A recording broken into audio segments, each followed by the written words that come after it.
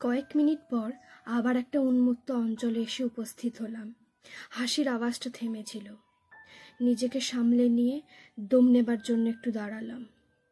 স্থানটা বোধ হয় দুপাশে খোলা জমির মধ্যে একটা সরু পায়ে চলা পথ, আর সেই পথ বেয়েই দেখতে পেলাম দূর থেকে একটা জোরালো টর্চের আলো বেশ দ্রুতগতিতে আমার দিকে এগিয়ে আসছে। সচকিত হলাম।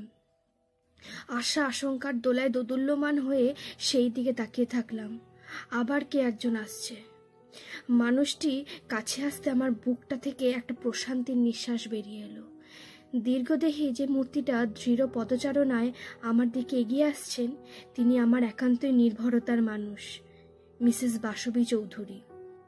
পরনে তার পরিচিত সাদা ফুল কাটা সালোয়ার কামিজ ও গলায় সাদা ওড়না। এক হাতে ছোট টর্চ, অন্য হাতে একটা কাপড়ের থলি। এই দুঃস্বপ্নের হাত থেকে মুক্তি পেয়ে আন্টি বলে পরিত্রাহী চিৎকার করে প্রায় এক লাফে তার সামনে এসে দাঁড়ালাম। মিসেস চৌধুরীও আমাকে দেখতে পেয়ে দাঁড়িয়ে পড়েছিলেন। তার মুখ ভাবলেশীন হলে কি হবে, গলার স্বরে একরাশ বিস্ময়। এ কি, তুমি এ পথে এত রাতে কি করছো? আগে বলুন, আপনি কোথায় যাচ্ছেন? দুধ নিতে, গোয়ালাদের পাড়ায়। এদিক দিয়ে শর্টকাট হয়, কিন্তু তুমি কোথায় গিয়েছিলে? এত হাঁফাচ্ছই বা কেন? আমি কাতর কণ্ঠে বললাম, আমাকে বাঁচান আন্টি। খ্রিস্টান পাহাড় থেকে অন্ধকারে ভুল পথে চলে এসেছি। একটা ভয়ঙ্কর পেতনি আমাকে তাড়া করছে। সেই ইসমাইলকেও মেরে ফেলেছে। আমাকে এখান থেকে বের করে নিয়ে চলুন প্লিজ। ভেবেছিলাম উনিও আমাকে পাগল ঠোয়াবেন, কিন্তু দেখলাম তার মুখে কোনো বিকার ঘটল না, বরং বেশ গুরুত্ব সহকারে আমার সব কথা শুনলেন। তার স্বর আরো গম্ভীর হয়ে গেল। আমার চোখের দিকে অপলক তাকিয়ে জিজ্ঞাসা করলেন, ঠিক কোন জায়গাটায় ঝোপের আড়ালে ওই মুখটা দেখেছো বলো তো? অসহায়ভাবে বললাম, আমি জায়গাটা চিনতে পারিনি আন্টি, পথ হারিয়েছিলাম তো। কিন্তু তারপর আরো দুবার ওই মুখটা দেখেছি, একবার ইসমাইলের বাড়িতে আর একবার রিকশার সিটে। ঠিক কি রকম মুখ দেখেছো আমায় বলতে পারবে? মনে হলো মিসেস চৌধুরী উত্তেজিত হয়েছেন। তার জ্বালানো টর্চের আলোয় লক্ষ্য করলাম তার মুখটা একটু ফোলা ফোলা লাগছে। নিঃশ্বাসও দ্রুত পড়ছে, বোধহয় পথশ্রমের ক্লান্তি আর ভূতের গন্ধে। একটা ভয়ঙ্কর মুখ, কাগজের মতো সাদা মুখের রং, দাঁত বেরিয়ে আসছে বিভৎসভাবে, চোখের জায়গাটা অন্ধকার। সে আমি আপনাকে বলে বোঝাতে পারবো না। মুখটা আবার দেখলে তুমি চিনতে পারবে? মিসেস চৌধুরীর স্বর রহস্যময়। হ্যাঁ, ও মুখ আমি কোনোদিন ভুলবো না, কিন্তু আমি সেটা আর কখনো দেখতে চাই না। তুমি আমার দিকে কয়েক মুহূর্ত ওইভাবেই চেয়ে রইলেন। তারপর টর্চটা অন্য হাতে নিয়ে খালি হাতটা নিজের মুখের সামনে তুলে আনলেন। দেখো তো, ঠিক এই রকম মুখ দেখেছিলে কিনা? আমার বিস্ফোরিত দৃষ্টির সামনে তিনি অবলীলায় মোজা খোলার মতো একটা নিজের মুখের ওপর থেকে একটা মুখোশ সরিয়ে ফেললেন, আর তার নিচ থেকে বেরিয়ে এলো আমার পূর্ব পরিচিত ভয়ালো সেই মুখ। আমি এখন তার হাতের নাগালের মধ্যে। মিসেস চৌধুরীর টর্চের আলোটা অতর্কিতে নিভে গেল। গাঢ় অন্ধকারে সেই শ্বেতকালী মুখায়ব আমার দিকে নির্বিশেষে চেয়ে রয়েছে। আমার মেরুদণ্ড দিয়ে প্রবল ঠান্ডা স্রোত প্রবাহিত হতে স্পষ্ট অনুভব করলাম। আশ্চর্য, এত কিছুর পরেও আমি জ্ঞান হারাইনি। ইন্দ্রিয়গুলো সজাগ আছে টের পেলাম, কারণ ঠং করে একটা কিছু পড়ার আওয়াজ কানে এলো। বোধহয় তার হাতের দুধের পাত্র সমেত ব্যাগটা টর্চ সমেত মাটিতে পড়ল। পরক্ষণেই দুটো সাদা মাংসবিহীন হাত উঠে এলো আমার গলা লক্ষ্য করে। গলায় একটা ঠান্ডা স্পর্শও পেলাম। শরীর আর মনের অবশিষ্ট শক্তিটুকু একত্রিত করে এক ঝটকায় পিছিয়ে গেলাম, আর কালো বিলম্ব না করে পিছন থেকে চম্পট দিলাম। আবার সেই অপার্থিব হাসির আওয়াজ আকাশে ভেসে ছড়িয়ে আসছে। মনের অবস্থা অবর্ণনীয়। মনে হচ্ছিল ইসমাইলের মতো আমারও বোধহয় আজকেই শেষ রাত। এই অভিশপ্ত প্রান্তরেই চিরশয্যা নিতে হবে, প্রেতজনী প্রাপ্ত হয়ে। হৃৎপিণ্ডের দুপুকানি বুক ছাড়িয়ে গলার কাছে অনুভব করছিলাম। আঙুল রীতিমতো কাঁপছে। বহু কষ্টে টর্চের সুইচ অন করে দেখি ব্যাটারির কিছুমাত্র অবশিষ্ট নেই। টর্চটা ছুঁড়ে ফেলে দিয়ে উন্মাদের মতো ছুটলাম। অন্ধকারে অন্ধের মতো দৌড়াতে দৌড়াতে গাছের ডালে কয়েকবার মাথা গেল ঠুকে। 2-3 বার পথে পাথরে গাছের গুঁড়িতে হোঁচট খেয়ে পড়ে হাত পা ছড়ে গেল।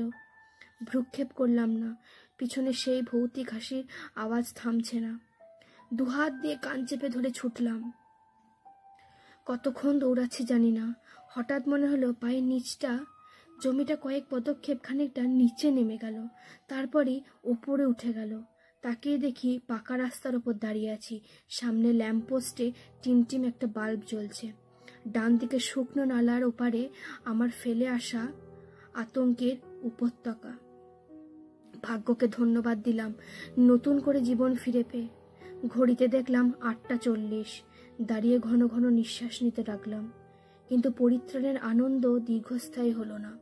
হঠাৎ পেছন থেকে চেনা গলায় ডাক শুনলাম, অর্ক, এখানে দাঁড়িয়ে আছো কেন? কোথায় গিয়েছিলে? চমকে পিছনে তাকিয়ে দেখি মিসেস চৌধুরী।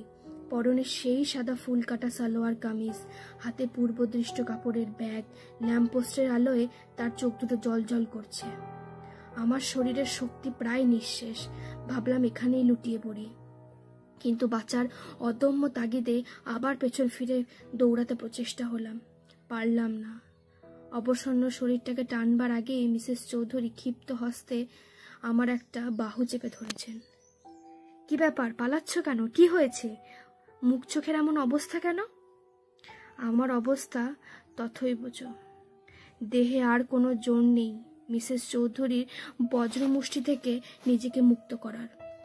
অসহায়ভাবে প্রলাপের মতো বকতে থাকলাম, আমাকে ছেড়ে দিন আন্টি, আমাকে মারবেন না, আমি বাঁচতে চাই, প্লিজ আমাকে আর মারবেন না, আমার সাথে আপনাকে যেতে দেবেন না প্লিজ।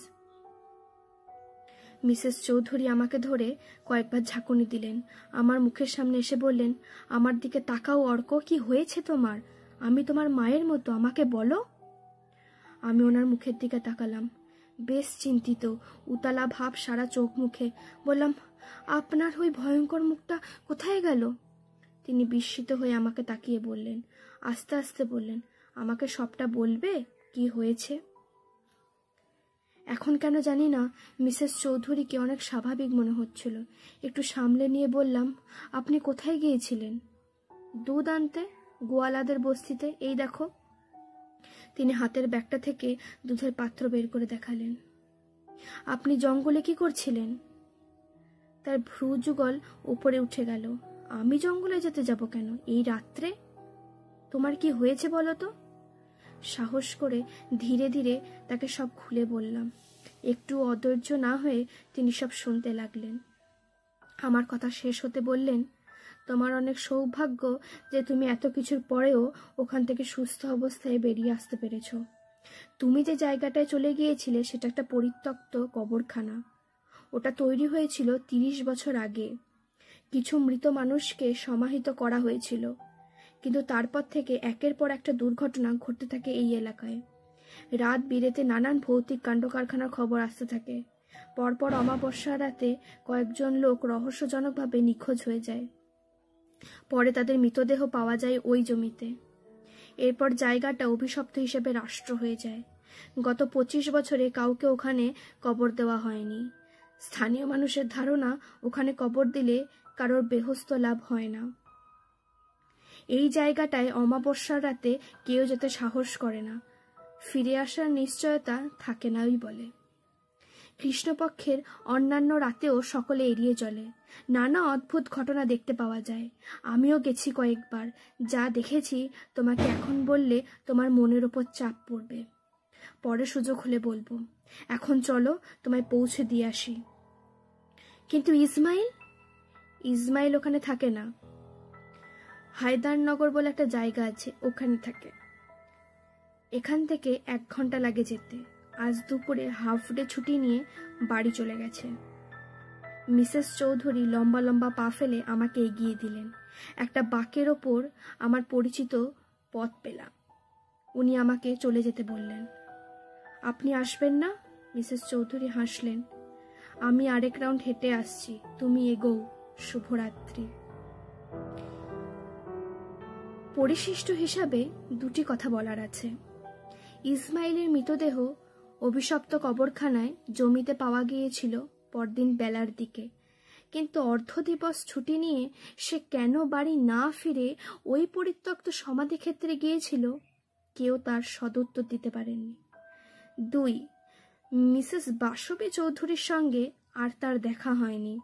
তিনি পরদিন ভোরেই ট্রেন ধরে মধুপুর হয়ে কলকাতা ফিরে গিয়েছিলেন। এই ভূতের গল্প ভালো লাগলে চ্যানেলটি সাবস্ক্রাইব করবেন, লাইক করবেন, কমেন্ট করবেন।